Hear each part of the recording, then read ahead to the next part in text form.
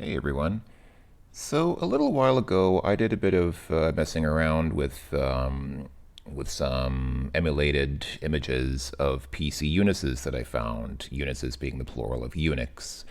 So Unix is something that you don't hear too much about today. Obviously, it's been replaced by Linux in most general usage. But I found a nice website. Maybe some of you have seen it about a PC emulator, simply called PCE, developed by a fellow named Hampa Hug. And he provides on his website some images for a few different types of Unix that came with or were developed for the PC quite a while ago. And one of those was Minix. One of the best known is Minix, which was developed originally as just an academic project for learning about operating system development. And I have it running here, as you can see. This is Minix version 2.11. And what I wanted to do with this, since it runs only in CGA, or MDA, you can run it in MDA monochrome mode, but besides that, the only color mode it has is CGA, which supports a maximum of normally 4 colors, or is known for supporting a maximum of 4 colors. I know there are CGA modes that can do more than that, but I thought it might be interesting to try and write an assembly language program in Minix, a PC Unix, that would actually write to the screen, that would actually do graphics on the screen, that would do a direct screen draw the way I've done several times before in DOS, but had never done with a different operating system. So let's go ahead and see how that might work out. Let me go ahead and start Minix. So yeah, this is Minix boot monitor 2.11. Oh, sorry. I think it's not version 2.11 of Minix, but version 2.11 of the boot monitor. Okay, let's press the equals sign to start Minix. Yeah. So this is okay. So it's version 2.0.2 of Minix. Cover 1998 Prentice Hall, because I guess this version originally came with the book that Andrew Tenenbaum wrote describing Minix, and then he just kind of included the operating system as a bonus. And yeah, executing in real mode. That's important because for doing any kind of real computer work, of course, you want to have real mode. Most operating systems today run in protected mode, which is very bad. It basically prevents the user from being able to do anything with the computer. So, all right, so you can see we have 72K of memory. That should be more than enough for anyone. We can type in the date, but I'll just go ahead and press enter, and it'll just use whatever's the standard default date. I mean, who cares really? Okay, so it's doing some mounting and some updating and some starting. That will be fine. Okay, here we go. And now we can log in. I'll just log in as root. I think it's the only user that really has a login right now at the beginning. And here we go. We have a Unix-like operating system running in our PC emulator, which is not Linux. It's actually based more on real Unix. But what can we do here? Well, what I wanted to do again is write an assembly language program that writes to the screen. This is a CGA video mode that we have here. So the first thing that we need to do is switch to a graphics mode because right now we're running in just text mode. Now, Minix, being based on Unix, comes with CC, which stands for C compiler, but it is also possible to use the C compiler to compile assembly language programs. And one kind of cool thing that you can do with these C compilers is you can convert a C program into an assembly language program. Let me go ahead and do that quickly, and I'll talk about after I do it, I'll kind of explain why you might want to do that. I guess there's several reasons why you might want to do it, but I'll explain briefly why I want to do that after writing the program. What I want to do first is make a C program that does nothing at all. So I'll go ahead and use vi, because Minix does also come with vi. And I'll just create a C program called do nothing.c. And here we go. So here we are in VI. I'll press I to start inserting text. And let's go ahead and make the most useless C program imaginable because it doesn't do anything. I'll just say main function, whoops. And then there you go. That's the whole main function, nothing. It starts and then it ends right away. That's the whole program.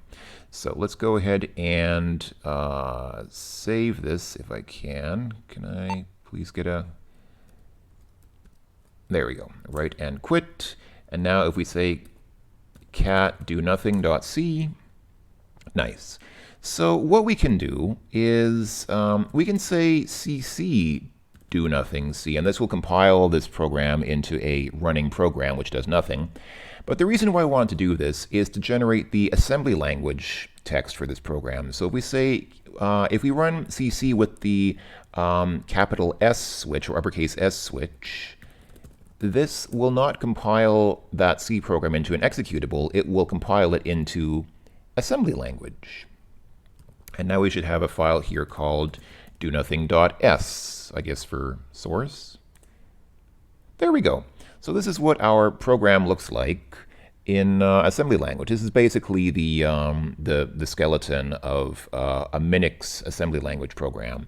This is why I want to do this. The reason why I want to do this is so that we have this foundation to start with, because those first 6 lines, you don't really need to do anything with it. You can just leave them there, but you want to have them, because if you don't have them there, the program won't compile correctly, and then, if you just start off with a CPU opcode, it's not going to compile correctly in Minix. So that's why I wanted to do this. I wanted to have this as kind of a skeleton or a foundation that we can build on and base our assembly language programs on. So those first 6 lines you can ignore. They really are not important for us. The very last line down there, that jump cret, that is basically the signal that the program is over. That's how you end the program. So you always want to have that line at the end of an assembly language program here in Minix. So let's go ahead and make sure to put our code after that MOV BPSP, but before the JMP CRET. Simple enough, right? Okay, cool. So the next thing we want to do, since we want to draw something to the screen, we need to switch graphics modes. So I think this is running in mode, what mode is this? It's probably mode 3, or actually it might be 2. I think CGA modes 2 and 3 are both text modes. I think the only difference is one's color and one's monochrome, but it doesn't really matter. Let's go ahead and do mode 6. So video mode 6 on a PC is high resolution CGA graphics. I think it uses those weird double high pixels that makes things look really weird, but let's go ahead and use that. So what I'll do is I'll go ahead and copy our do nothing assembly language program to a program called mode 6. There we go. And now we can edit mode 6 and make a program that switches the video mode to mode 6. So I need to, let's see, I need to move down. This is really quite horrible. So this is real VI, which doesn't support the arrow keys. You have to actually use the H, J, K, and L keys to move the cursor around, which is something I never got used to. In my day, full screen text editors like this were already using the arrow keys, so this is actually something kind of before my time. I never really got used to this, but hopefully I can survive. So I'll press I here to insert, and then, right, so we can insert some lines here by pressing enter. Let me go up here, and yeah, okay, this will be fine. Okay, good. So let's go ahead and get started. So how do you change the video mode? Typically what I would do is, in DOS at least, what I would do is I would say move, what is it? It's move AH0. So what you want to do is call hardware interrupt 10. And hardware interrupt 10 is the one that services the video on a PC. And if you start it with AH set to 0, that tells us that you want to set the video mode. So what you do is set AH to 0, and then you'd set AL to the video mode that you want, then call interrupt 10, and that would set your video mode. Simple enough.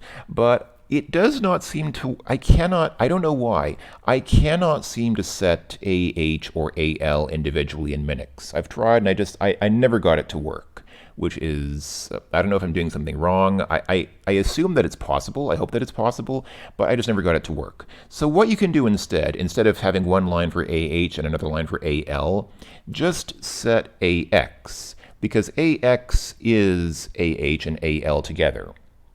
So let's go ahead and do this. Let's go ahead and say move AX, and that now what I'll do is put in a number sign like that to indicate that I'm moving an immediate value and not a memory address. And then I'll load it with 0006. because we want to set the video to video mode 6. What this will do is this will load AH with 00, which tells interrupt 10 that you want to set the video mode, and then it loads AL with 06, which tells it that you want to load video mode 6. Simple enough, right? And we want to, I mean, this program is, the whole point of this program is to set the video mode to mode 6. So fine. Press enter, and now what we just need to do is call interrupt 10. And this is done similarly to DOS. Minix uses, as I guess Unix tends to do, it uses 0x notation for hexadecimal numbers. So we'll say int 0x10. That tells it that you want to load hexadecimal interrupt 10. Alternatively, what we can do here is just write 16, which is decimal for 10 hex. So 10 hexadecimal is 16 decimals. You could also write int 16. That would have the same effect. But let's do this properly and write 0x10, which indicates a hexadecimal number 10. So interrupt number 10. And that's it. We can go ahead and write the program and quit. So let's just quickly cat mode 6s to make sure that it looks right. And that looks right to me. Yeah, everything else is still there. The jump C red is still there at the bottom. And yeah, in the middle we have the 2 lines of code which actually do something. So yeah, move AX6, interrupt 10. Great. And now we can just say CC, even though it stands for C compiler, can also compile assemble assembly language programs. So CC mode 6.s, enter, and in a moment we should have, let's take a look. Yeah, so it, okay, this might not have been the best folder or the best directory to do things in, because there's some other junk here that we don't really need, but I'm not going to worry about it.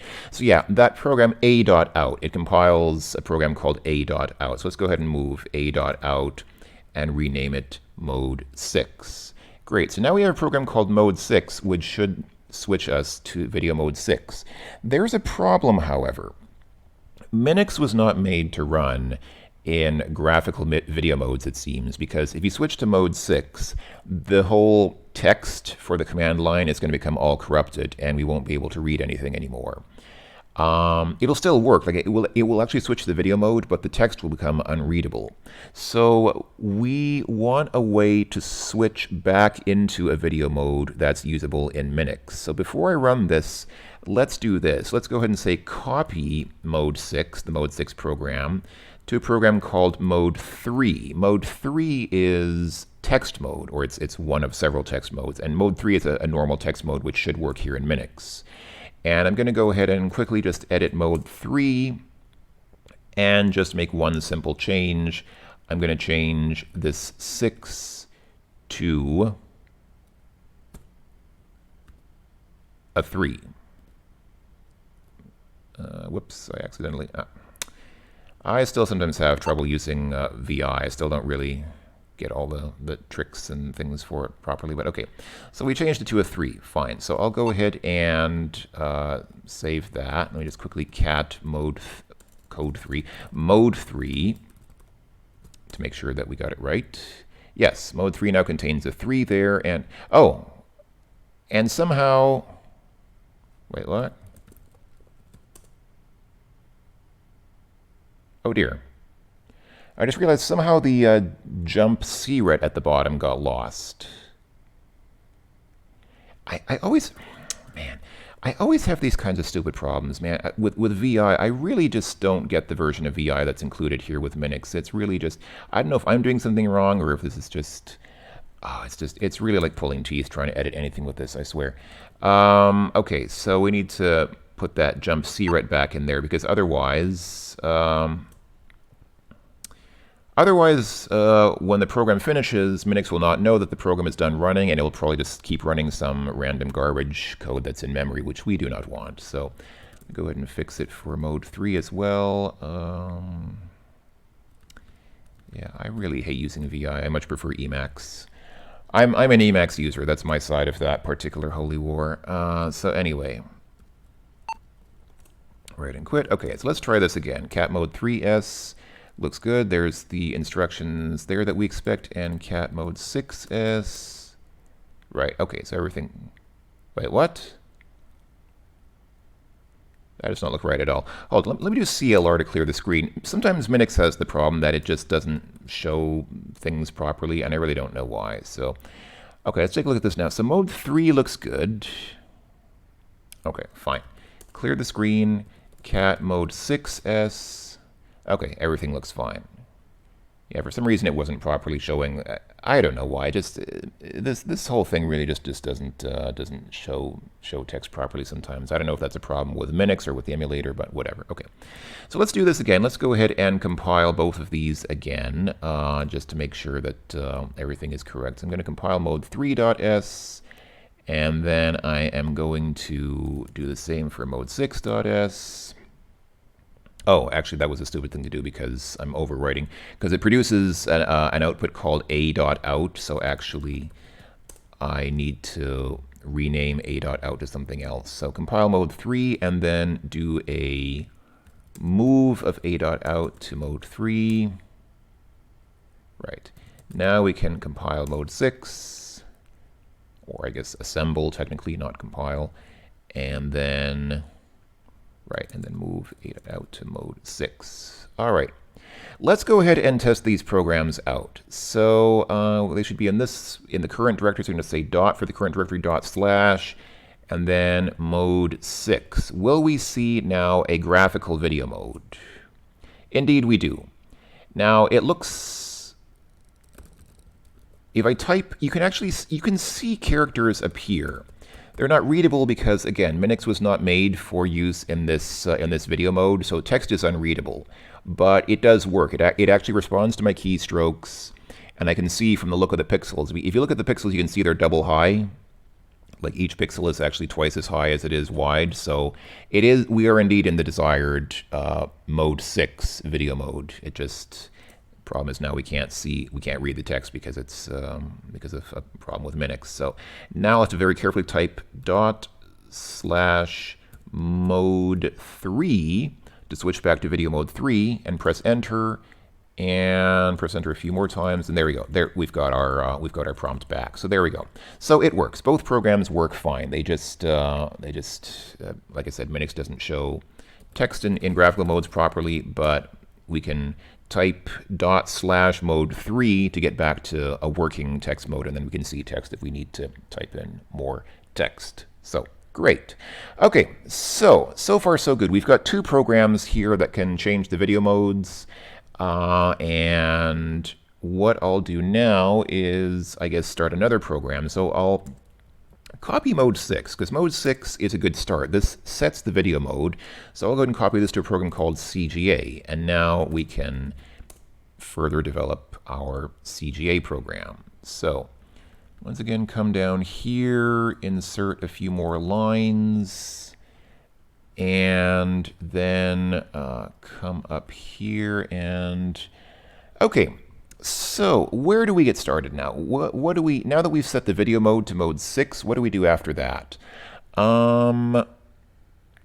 What we want to do is set the data segment, right? We want to set the data segment register, which is DS in Intel 8086 architecture. So in DOS, when I program in DOS, if you've ever seen me program stuff like this before for DOS, which you probably haven't because I haven't made a video about it, but if anybody has, what I will typically do is I'll write something like this. I'll write something like move DS, and then the segment that we want right now is B800. So I'll actually write something like this in DOS, and it works fine. The reason it works fine is because I use an assembler called A86, and A86 actually lets you get away with this kind of stuff. It actually translates this stuff intelligently in a way that works. In reality, there is no instruction on an Intel CPU to move a direct value into DS. You cannot move directly into the DS register. There's no instruction to do it. So what A86 is actually doing behind the scenes, if you ever actually look at what it's doing, if you actually disassemble a program that it's assembled using an instruction like this, what it's actually doing is it's turning this instruction into 4 different instructions.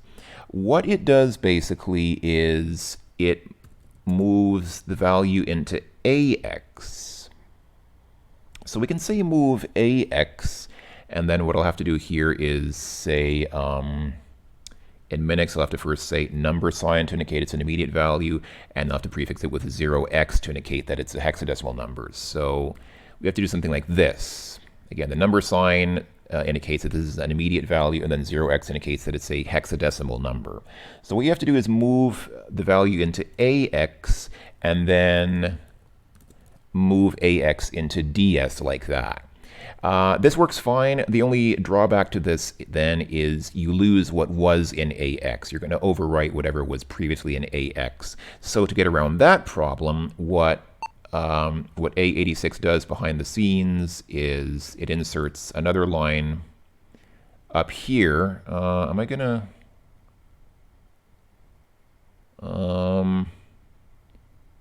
I think this is a display glitch, because now I see I didn't actually move this line down, and now I see move DSAX twice. So just to make sure that I don't overwrite anything, let me close VI and come back into it. I think what probably happened is, yeah, it did shift that line down. It just didn't show it properly. I have so many display glitches like this with VI and Minix. It's unbelievable. It's so clunky to work with. It's really okay. Anyway, so what A86 also does is, before it does anything else here, it will push AX, and then farther down, sorry, wrong direction.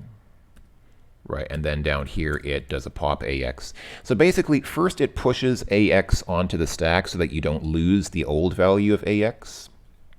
It moves your desired value into AX, and then moves AX into DS, which is an indirect way of setting DS to an immediate value, and then it pops AX back off the stack. So basically it restores the old value back into AX from the stack. This works fine. This is how you would typically preserve a register in assembly language. You'd push the register onto the stack, do whatever you want with it, and then at the end you pop the register back off the stack to get the old value back into the register. It seems like a roundabout way of doing things, but this is very routinely how stuff is actually done in assembly language. That's life. Life is not always simple.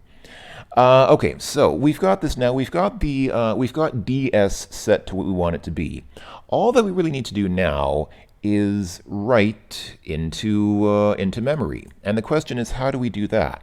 Now, I struggled with this for a while, because in DOS, when you're doing this in DOS, what you typically do is, or what I always did, I think this is the right way to do it, you basically write something like move, and then you say byte pointer, and then you would have, like, in square brackets, you'd have the offset that you want to write into. Let's say I want to write into offset 100 here.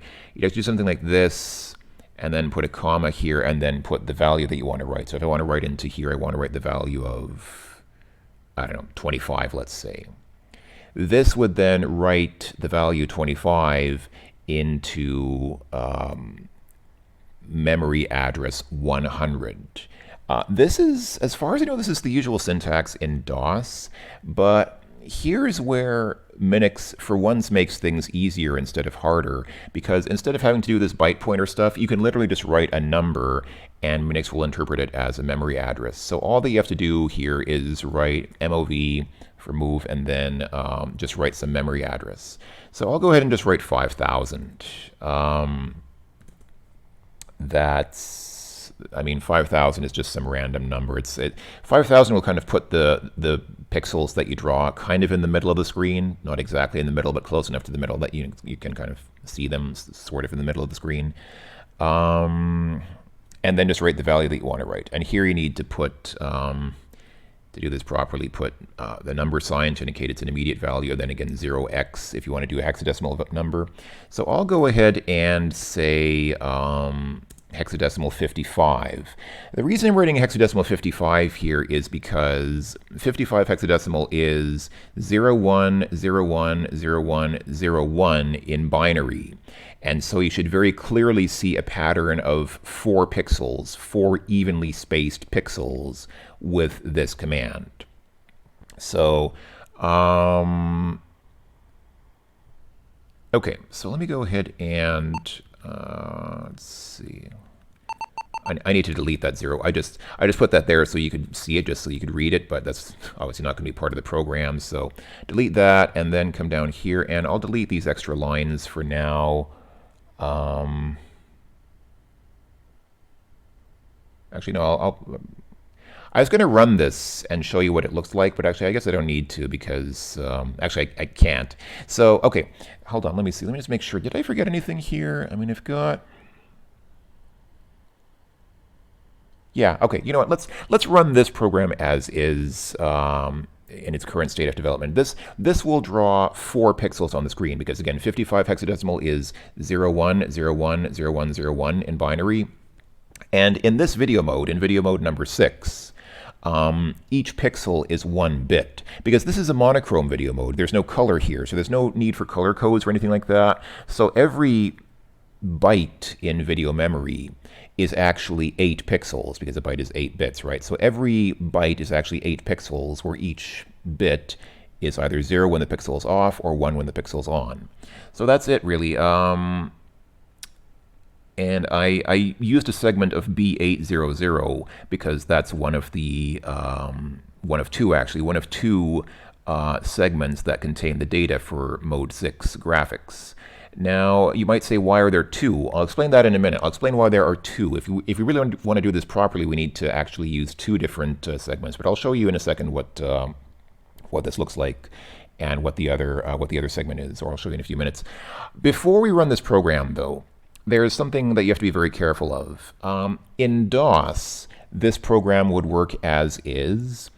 In Minix, this program will work perfectly, and then it will promptly crash the operating system. It will crash Minix because we're changing the value of DS. DOS, as far as I know, preserves the values of the segment registers, and so when a program's done running, DOS restores the old values. So I think DOS automatically pushes all the segment registers to the stack, and then it pops them back off the stack when the program's finished running. Minix does not do that. Minix does not expect that you're going to suddenly change the segment register. It's not designed to handle that. So because I'm changing the value of DS, that's going to cause Minix to crash when this program is done running. So to get around that problem, excuse me, what we can do is, before we change DS, let me come up here, and before we change anything about DS, we'll do the same thing. We'll do the same push and pop routine we did for AX. I'll say push DS up here. That will save the old value of DS to the stack. And then when we're done down here, I'll say pop DS to restore the old value of DS into the DS register. So the push DS and the pop DS are just necessary to prevent Minix from crashing. They don't really do anything special with your program. They just make sure that the expected value of DS is still in DS when the program's done, and that prevents Minix from dying horribly, because otherwise it would just crash immediately as soon as this program is finished. So this program should work as written. I'll go ahead and save it. I'll say, what did I call it? I can't even do up arrow. If I try to press up arrow here to recall an old command, I get this this weird command code instead. So there's no way, as far as I know, to recall an old command in Minix. But I believe I called this CGA, right? Yeah, CGA.s. So if I clear the screen and say cat CGA.s, there's the code. It looks a little sloppy. I could have made it look a bit nicer with some more spacing. But if you add more spacing, then it pushes the top of the code off the screen after a while. So I tried to keep it more compact. So, but yeah, this is this should work. This is almost a complete program already. So let's go ahead and say CGA.s, and that should then generate something called a.out. I'll just go ahead and run a.out directly, because this is, we don't need to rename it. This is the program that we want. So let's see how it looks. Aha! And it works perfectly. So I don't know, depending on the video quality, I don't know how good it looks in the video. I hope YouTube doesn't compress it in some way that makes it look not too distinct. But here in the on my screen in the emulator, I can very clearly see there are indeed 4 pixels in a row, and they look more like lines than pixels because, again, they're double high pixels. But yeah, I have 4 evenly spaced pixels on the screen, so it works fine, works perfectly. Now, to get back to Minix, To get back into a text mode that we can actually read, I need to do /mode3 again. And then, right, and Minix does something weird where the text starts showing up at the bottom or close to the bottom of the screen if you don't do this. So I press enter several times and then clear screen. Okay, great. So it works fine. This program works perfectly as is. Now, I mentioned that there are 2 segments that you can use with video mode 6. The reason for that is this video mode is interlaced. So every line on the screen actually is followed by the not the next line, but the next line after that. I don't know how to explain it without visualizing it. I mean, ideally I would show like a diagram and you can show, I could then show you what I mean, but basically the first line of this video mode starts from B800 and then offset 0. That's basically the first pixel of the first line.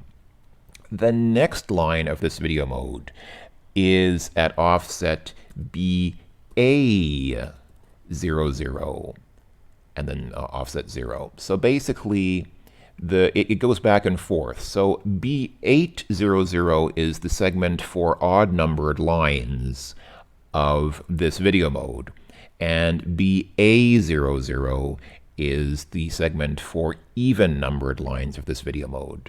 It's kind of stupid, kind of tricky, but that's how it works. It is what it is. You can't change it. That's how CGA mode 6 works, and also some other video modes.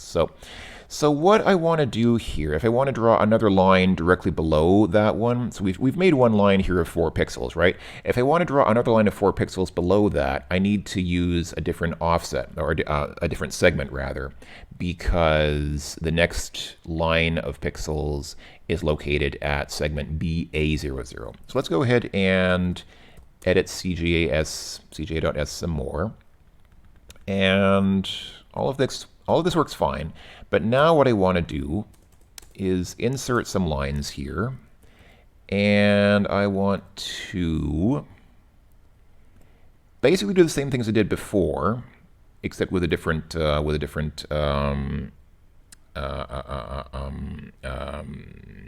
segment. So once again, let's go ahead and do push AX to preserve its contents. I will then load AX with a value of BA0. I don't know if uppercase or lowercase matters, but I'll write in uppercase. BA00, which is the segment for the next line of pixels.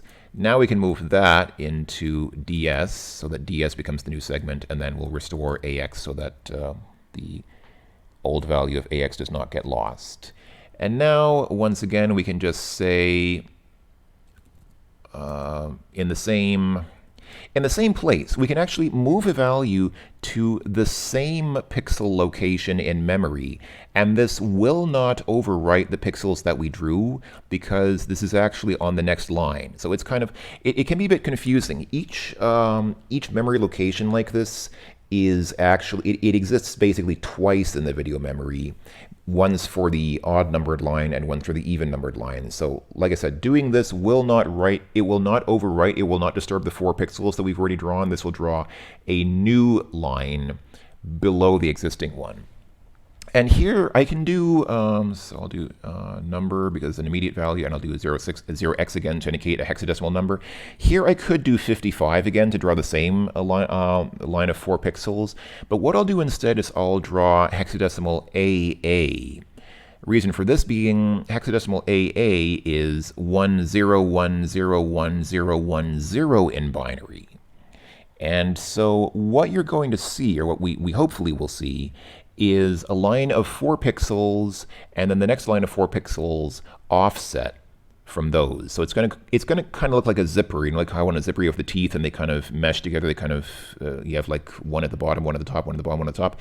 It's gonna look kind of like this. It looks kind of like a zipper actually. It looks kind of cool. I mean, for a demo like this, it's nothing very fancy, but it looks kind of it looks tolerably okay. So let me just move the, get rid of some empty lines here. There we go. So there's our pop DS instruction, which restores DS after all this shenanigans that we did. And of course I have to delete these characters here. Again, I wrote these so you could see what I'm talking about, but this is not actually part of the code. Okay, so this is it. Let's go ahead and save this again, and I'll clear the screen. And one last time, I will cat cga.s, and there you go. This looks good. I think we've got everything. So we move. So I'm going to go ahead through the whole thing. We load AX with 0006 to tell interrupt 10 that we want to change the video mode to mode 6. We run interrupt 10, which is the video service interrupt. Push DS to preserve DS. Push AX. So then the next 4 lines basically move B800 into DS, the data segment. Move a value of hexadecimal 55 into memory location 5000. The next 4 lines, once again, load DX, this time with a value of BA00, the segment for the even-numbered video lines in the CGA graphics mode. Move memory location, or load memory location with a value of AA hexadecimal, which is 10101010 binary, and then restore the old value of DS so the program doesn't crash, or so that the operating system doesn't crash, and then end the program. That's it. This should be everything. This should be our finished. I think this, if this works, this should be enough for a demo program. So I'll go ahead and say compile CGA.s, wait for it to finish, and then we can run. Here we go. /a.out. This is the moment of truth. Will it work? Are you ready? Yes, it works perfectly. So again, I don't know how good it looks in the video. I don't know if you can really see it clearly, because I know we're talking about like single pixels here. I hope that YouTube doesn't butcher the video. I hope first of all that my video compression doesn't butcher this too much, and then secondly, I hope that YouTube doesn't butcher it too much. But if it shows up correctly, what you should be seeing now is, as I said, it looks kind of like a zipper. So on the top you have 4 lines of pixels, and then on the bottom you have a similar line of 4 pixels, but offset by 1 pixel. So you have 1 on the bottom, 1 at the top, 1 at the bottom, 1 at the top, 1 at the bottom, 1 at the top, and then 1 at the bottom, 1 at the top. And it looks, on my screen, it really reminds me of a zipper, or kind of like it almost looks like a triangle wave, like, you know how you have sine waves and square waves. It looks a little bit like a miniature triangle wave. I hope it looks correct for you folks, but if not, then take my word for it. That's what it's supposed to look like. And if it doesn't look like that, then it's just because the video got butchered by video compression. So that's it. This is how you can do direct writing to CGA video memory in Minix, a PC Unix. That's pretty much it. That's pretty much all I wanted to show you. Briefly, you might ask yourself, what about other PC Unixes, like, for example, Xenix? HampaHug's website does also have a version of the PC emulator which comes with Xenix, which actually runs Xenix. Unfortunately, Xenix does not come with a C compiler. It does not come with CC or anything else that you can use to compile C code or assembly language code. There was a separately sold product called the Xenix Software Development System, which includes a C compiler, it includes an assembler and things like that. It includes various tools for that kind of software development. So you could have bought that separately for Xenix, but the version of Xenix that is available on Mr. Hug's website does not include the Xenix software development system. So although I did get Xenix running, it's not that difficult to get it running. You just type at the boot menu. So when you first boot Xenix, it has a boot menu, and there you just type Xenix, and then it boots Xenix. Straightforward enough, right? So it does run, but it does not include any development tools. You can't use it to compile, or you can't use it to write your own programs or things like that. So it's a bit silly in that sense. So that does not work. There is one thing that I find very nice. There is a version of Linux which is made to run in real mode. It's called ELKS, E-L-K-S, which stands for Embedded, I think Embedded Linux something system or something like that. ELKS works pretty nicely. It's pretty fast. Like, it runs really fast. It's very efficient in that sense because it runs in real mode. I like real mode. Most people hate real mode. I love real mode. The problem with ELKS is it also does not include any development tools, so you also cannot compile C programs or assembly language programs with ELKS. Kind of a bummer. But Other than that, if you just want to do CD and LS, Elks works really well. And then the other PC Unix that I tested with was PCIX, which I think stands for Interactive Unix or Interactive Executor or something like that. There is also a download for that from Hampahug's website. You can also run PCIX in the PC emulator. It works fine. One problem with it is it does not include VI, which means you can either use ED, the Unix line editor, which is very painful, or you can use PCIX actually comes with its own full screen editor called, what was it called? I think Inex or something like that. Or INED, sorry, yeah, INED. You run INED by just typing E at the command line, but I just couldn't get it to work. It has some really obtuse system of keystrokes, and I just could not figure out how to get it to work. I just gave up on it and just ended up using ED, which is not a great solution, but it works.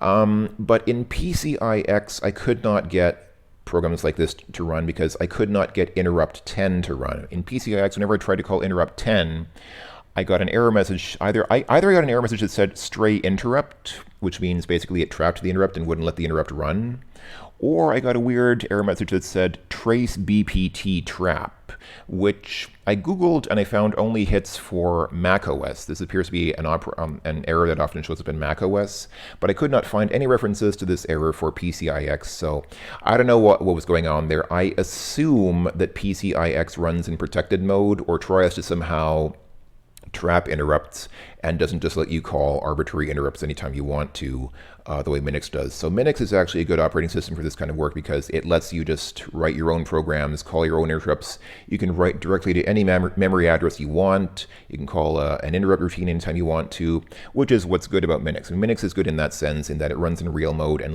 it just gives you complete freedom to do anything you want at any time.